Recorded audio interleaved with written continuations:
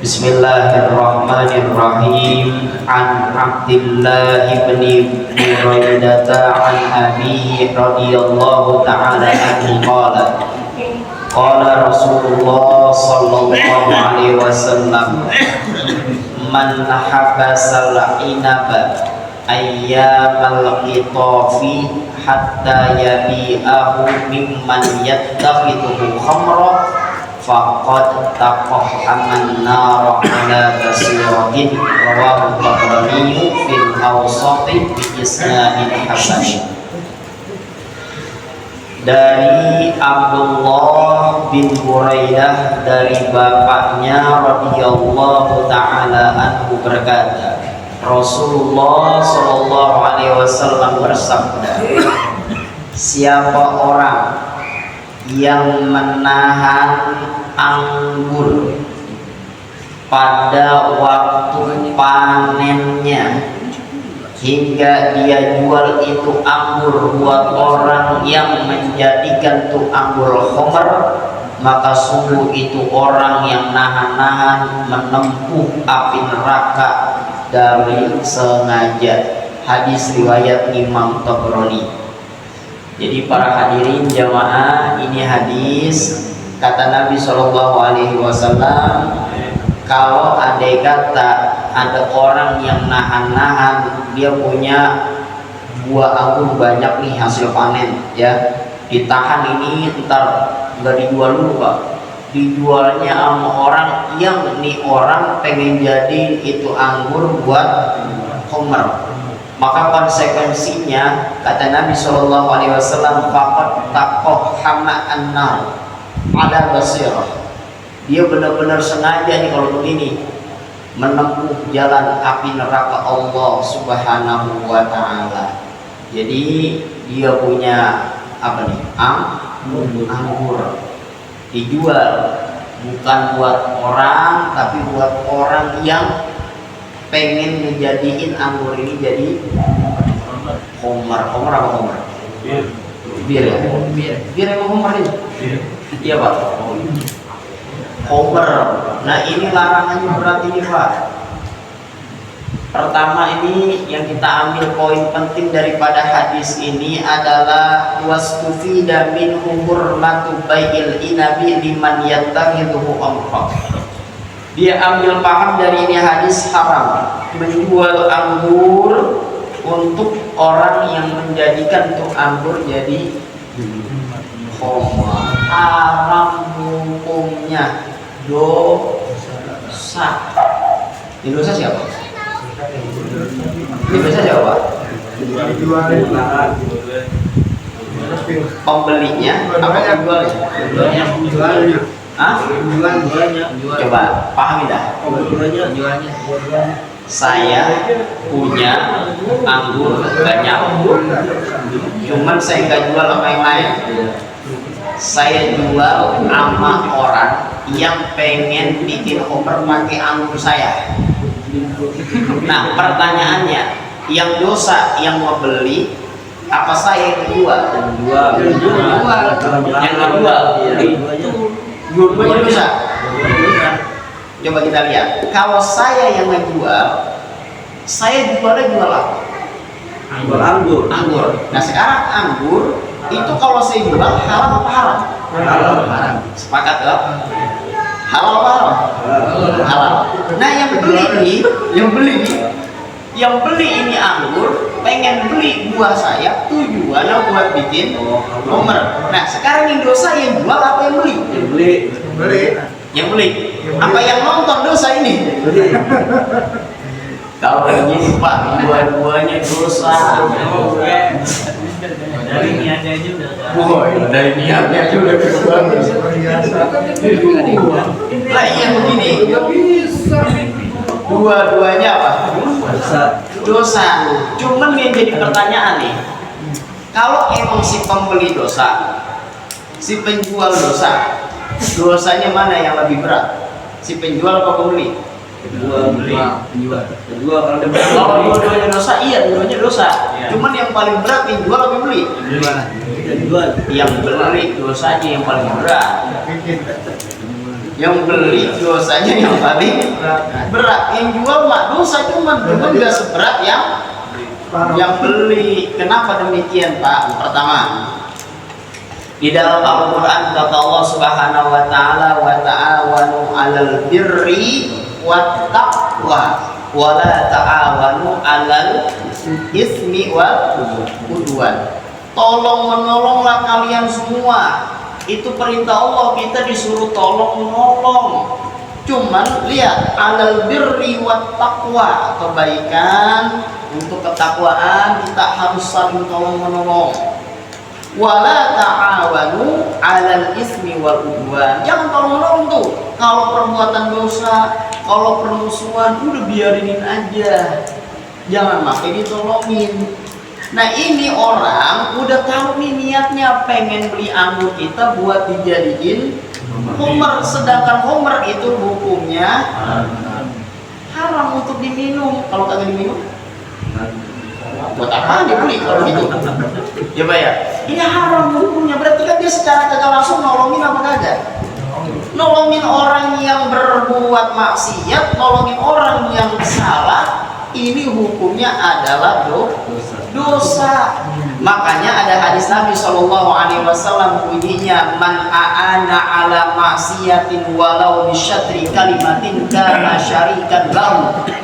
Siapa orang yang nolong perbuatan maksiat sekalipun dengan separuh ucapannya, baru separuh ucapannya dia nolong Pak, maka orang tersebut ini bagian daripada orang yang melakukan maksiat tersebut. Maka poin ini hadis kita bisa ambil, kita terapkan dalam kehidupan kita sehari-hari. Kalau ada orang minta tolong sama kita, cuman minta tolongnya yang kagak baik-baik Pak, yang buruk, tolongin apa kagak? Berat ini Pak, apalagi CS kental ini, dari sini deket ini. Ya, tolongin ngapain? Kita tolongin ngapain? Tolongin, ente ngeliatin ya. Kalau ntar kalau ada orang pasti tahu, mau apa? Mau nyolong motor orang. Nah, sekalipun emang dia kagak nyolong, ya nyolong temennya, kecipretan Pak dosanya. Sekalipun dia tidak memperbuat. Nah dia di hadis ini dia nahan-nahan kagak jual ini anggur kepada orang.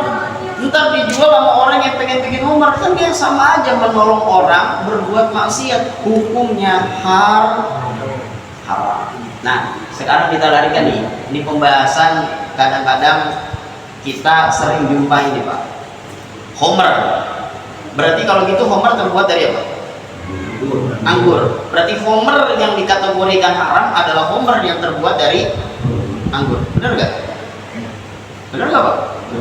Nah sekarang minyak wangi, minyak wangi itu ada kecampur dengan alkohol, ya, alkohol. Tapi ketika semprot di baju kita, sah nggak kita sholat? Sah nggak? Ya yang ada alkoholnya, yang kagak ada alkoholnya cuma sama dibahas. Yang ada alkoholnya saya nanya, itu kira-kira sholat kita sah apa kagak? Sah. Emang apa alasannya sah? Ya udah, sekarang kalau emang alasannya kagak diminum, kita balik ke pembahasan kita nih ya. Homer nih ya. Andai kata kagak diminum, cuman kita jadiin semprot minyak wangi. Ya, jadiin minyak wangi kita semprotin. Kira-kira ini kita kalau misalnya sholat ini sah apa kagak? Yang penting kagak diminum tadi jawabannya. Alkohol kan dari anggur, Guru. Alkohol kan dari anggur. Nah ini Pak, ya jadi ada yang memahami begini. Alkohol walaupun memang itu zat memabukkan, ya, zatnya memabukkan kagak? Memabukkan juga. Homer mabuk gak? Mabuk juga, sama-sama mabuk. Tapi Bapak boleh proses, boleh lihat itu campuran alkohol pakai campuran apa aja Pak. Makanya kalau dilihat kepada kategori ini, inar itu anggur dijadikan khomer. Berarti khomer bahannya adalah anggur. Di dalam Al-Quran dikategorikan kata Allah Subhanahu wa taala rijsun, najis. Innamal khamru, bahwasanya khomer itu ayatnya rijsun, najis. Nah, sekarang kalau kategori najis kita lihat kepada hadis ini, berarti kan itu khomer dikategorikan najis karena bahannya itu adalah dari. Nah, sekarang kalau misalnya alkohol, minyak wangi yang tercampur dengan alkohol dan dia bukan daripada bahan anggur, berarti najis apa kagak? Hah? Dia sama yang memabukkan, Pak. Memabukkan enggak? Memabukkan, cuman bahannya berbeda. Makanya ada yang bilang kalau aneh kata minyak wangi ada campuran alkoholnya, itu kagak jadi masalah. Boleh, sah nggak sholat kita? Sah. Cuman nanti ada pendapat yang kedua juga nih, yang mengatakan bahwa yang nama kategori minyak wangi yang ada alkoholnya memang dikategorikan najis juga, Pak. Cuma najisnya yukfa'an, dimaaf, sehingga itu boleh dijadikan minyak wangi ketika kita sholat atau ibadah-ibadah yang lain. Tapi yang enaknya dan amannya jangan apa dah tuh. Kalau emang kita pakai minyak wangi, jangan ada campuran alkoholnya. Nah, ini terkait tentang pembahasan masalah khamar. Lalu yang kedua, kita Pak, kalau pengen jual beli, khususnya buat kita, ketika pengen buka usaha, jual belilah yang dalam kategori diperbolehkan atau dianjurkan oleh Nabi Shallallahu Alaihi Wasallam. Bukan hanya terkait tentang ini, Pak. Di dalam kitab Misbah, Syekh Muhammad Muhajirin sampai mengatakan, wa yuqasu ala hada kullu bai'in yuqsadu bihi al-haram ka bai'is silahi liqati'i tariqin wa bai'i ad-diki lil muharashati wa bai'il qabshi lil munadahati. Dikias terkait tentang pembahasan ini, semua aspek jual beli yang diniatkan dengannya itu haram. Contoh, jual beli senjata. Ada tujuannya ini, tapi tujuannya ini dijual beli ini senjata buat begal, likoti etorik, begal, bacokin orang. Atau yang kedua, wabaidik, nih jual beli ayam jago. Tujuannya lil muharasah, buat diadu. Atau yang ketiga nih, wabai'il kabshi, beli kambing. Tujuannya apa? Lil munadahati, buat diadu tanduknya. Yang begitu tuh hukumnya haram. Jadi kalau begitu jual senjata bisa haram kalau niatnya buat begal. Berarti kalau jual senjata niatnya buat potong sama kambing, sama ayam, kira-kira haram apa kagak? Agak haram, Pak. Jadi kalau begitu penjual pun kudu punya niat yang baik. Kalau aneh kata niatnya buruk, maka akan mendapatkan dosa, bukan menuai pahala dari Allah Subhanahu wa taala. Kedua, ini tadi saya bacakan hadisnya dan Qur'annya. Kata Allah, wala ta'awanu 'alal ismi wal 'udwan. Jangan tolong menolong terkait tentang dosa dan permusuhan. Apa aja, Pak? Dan yang kedua, hadisnya man a'ana 'ala maksiatin walau bisyatri kalimatin kana syarikan lahu. Siapa orang yang nolong perbuatan maksiat, sekalipun separuh ucapan dia nolongin orang yang berbuat maksiat itu, maka orang yang nolongin ini adalah bagian dari orang yang berbuat maksiat. Termasuk di dalamnya ketika kita nolongin sebuah acara-acara yang memang tidak diridhoi oleh Allah, sekalipun kita tidak melakukan tapi cuma nolongin doang, kecipretan dosanya. Apapun itu, Pak. Jadi kita yang memberikan sponsor, walaupun kita yang kagak ngelakuin, dosa. Sama halnya, kalau kita memberikan sponsor, itu tujuannya buat ngelakuin kebaikan, kita walaupun kagak memperbuatnya, kecipretan, Pak. Contoh yang baik dulu nih, yang enak dulu contohnya. Ketika kita melakukan kebaikan, ini musola, yang bangun siapa? Tukang yang bangun, ya tukang yang bangun. Benar nggak? Ini tukang, andai kata ini bangun ini kita dari bawah sampai atas, ini kan tukang ini bangun. Ngajinya kita di sini nih Pak. Setiap malam minggu ba'da isya. Sekalipun tuh tukang kagak ngaji, kebagian gak pahalanya? Iya. Bagian. Enak ya? Wah, kalau gitu masa besok saya pasang anak ya besok kagak ngaji. Jangan begitu juga. Kalau kagak ngaji aja dapat pahala, apalagi Ngaji. sampai ngaji. Double pahalanya Pak. Sekalipun dia kagak ngelakuin, cuma ada cumanya. Orang yang nggak hadir, cuman dia sudah memberikan sponsor, pahalanya dapat, cuman beda banyak sama dikitnya. Yang banyak hadir, yang kagak hadir dapat pahala, cuman kagak banyak. Nah sekarang yang kedua yang lebih enak ya. Contoh kalau andai kata kita memberikan sponsor, kalau kita bikin sebuah acara atau bikinlah sebuah tempat diskotik contohnya, itu memberikan sponsor kepada orang yang ingin berbuat maksiat. Sekalipun kita tidak melakukan tiap malam Pak, tapi ada orang yang melakukan maksiat di tempat yang kita sponsori, di tempat yang kita berikan ACC untuk dijadikan tempat maksiat, kita kecipratan dosanya. Dan ingat Pak, kita kadang-kadang cuma dengar pahala ngalir, dosa ngalir ada Pak. Pahala ngalir ada, dosa ngalir ada, sesuai konsekuensinya. Kalau andai kata kita menuai pahala ngalir, kebaikan yang kita pernah lakukan di dunia ada yang nerusin. Selama itu diterusin, selama itu juga pahala ngalir.